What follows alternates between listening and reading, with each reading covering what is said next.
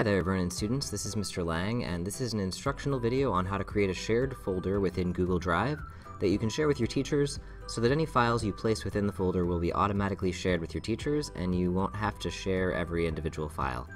Let's go ahead and get started. The first thing you're going to want to do is navigate to Drive. You can do that by typing in drive.google.com in your address bar, or you can also click the checkerboard at the top right if you're already within a Google app and select the Drive icon. Once Google Drive has loaded, you're going to go ahead and click the big blue New button and select the folder icon. This will pop up the naming dialog box for your folder. This will depend on what your teacher wants you to name the file, but you're going to go ahead and follow their instructions. Many teachers will have you type your last name with a comma and a space, and your first name, so I'll type Lang Daniel, and then a colon or a dash or something, and then you'll type the name of the course. So let's pretend I'm in personalized learning, and it's 8th period and on an A day. So I'll do personalized learning 8A, and then I'll click create. From here, there's a few different ways that you can share your folder. Once you create it, you should automatically have it selected, so you can see that my folder is blue right now instead of white like the other folders.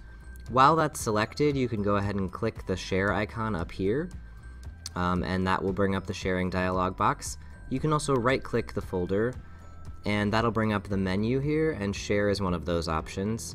And then finally, you can also just open the folder by double-clicking it, and at the top of that folder, while you're inside of it, there's a down arrow that allows you to open the menu again, and you can click share from there. At this point, you're going to type in your teacher's email address or their name. Because we have the address book saved in our district domain, you can just search for a teacher's name and it should pull up their email address. So let's pretend again that I'm in personalized learning and I've got Mr. Cost. So I'm going to type Cost, and as you can see, it pulls up his email address, jcost@marion-isd.org. If I click that, it'll pop his name into this little box. And then the last thing I want to do is make sure that this top option is selected, that it's got the edit option on, so your teachers can have full access to your files. You don't want to do can view only, so make sure that top is selected, and then you can just click send.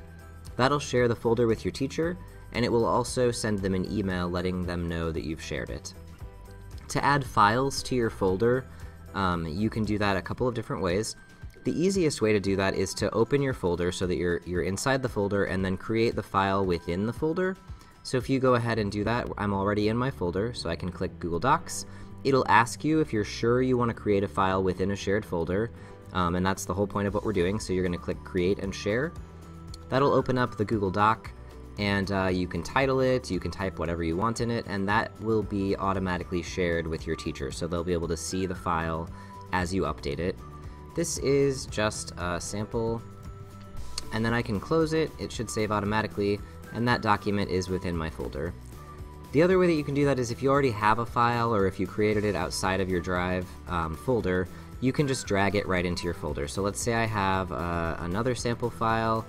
Out here, we'll just use this summer birthdays, and I'll drag this right up into here, and if I hover over there, it shows the blue highlight, and it'll confirm that you want to move it into a shared folder. You'll click OK, and it'll move it right in there, and if I go back in my folder, I can see both of those files, and so can Mr. Cost if he were looking. So that's how you create a shared folder and how you add files to it.